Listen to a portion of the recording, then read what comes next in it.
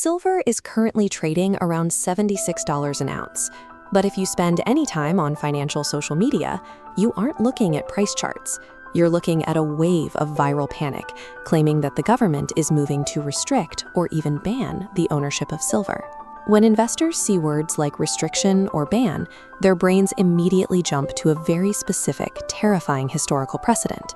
They think about 1933, when the federal government successfully seized civilian-owned gold, and they worry the exact same thing is about to happen to their silver. But the actual policy conversations happening in Washington right now look nothing like the extreme rumors spreading on social media.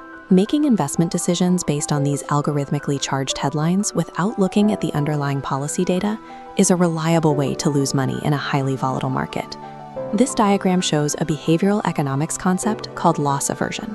Humans are hardwired to feel the pain of losing something roughly twice as intensely as we feel the pleasure of gaining the exact same thing. Apply that psychology to physical silver. For many buyers, these bars and coins are held specifically as a tangible hedge against a fragile financial system. When a rumor threatens to take that protection away, it triggers an incredibly deep fear of losing financial independence. This flowchart shows how fear weaponizes the market. A terrifying headline drops, triggering investors to panic buy physical silver. That buying spikes the price, generating a brand new wave of headlines, starting the cycle all over again. This emotional feedback loop creates a massive vulnerability, tricking retail investors into making urgent, fear-based choices when they should be looking at hard data. Let's clear up the fiction first. As of right now, there is zero documented legislative evidence that the U.S. government is preparing to confiscate civilian-owned silver. The true origin of all this noise is highly bureaucratic supply chain management. Silver sits on the Department of the Interior's critical minerals list because it is required for national security applications, electronics, and green energy. Let's walk through the realistic range of policy actions that could technically be called restrictions on silver. Level 1, export controls on industrial silver. Level 2, strategic reserve classification. Level 4, outright civilian prohibition. This is the ban that people are actually scared of.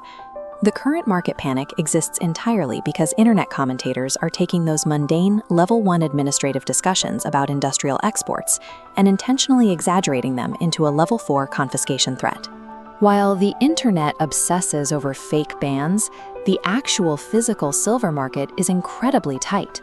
The three largest silver-producing nations, Mexico, Peru, and China, are all dealing with operational disruptions, regulatory hurdles, and aging mines that severely constrain global output. This chart shows how that flat supply is colliding with exploding industrial demand. Look at the highlighted segment. Global solar panel manufacturing alone now consumes roughly 15 to 20. That supply deficit is a mathematical reality, and it would exist even if nobody had ever posted a single rumor about government confiscation. Zooming out, this physical squeeze is playing out inside a much larger geopolitical conflict. The United States and China are locked in an aggressive competition to secure the raw materials required to run modern industry. The U.S. is utilizing legislation like the CHIPS Act to deliberately pull the manufacturing of highly sensitive technology back inside its own borders or into allied nations. At the same time, China controls a massive share of the world's mineral refining capacity, and they have proven highly willing to use export controls on strategic materials as a geopolitical weapon.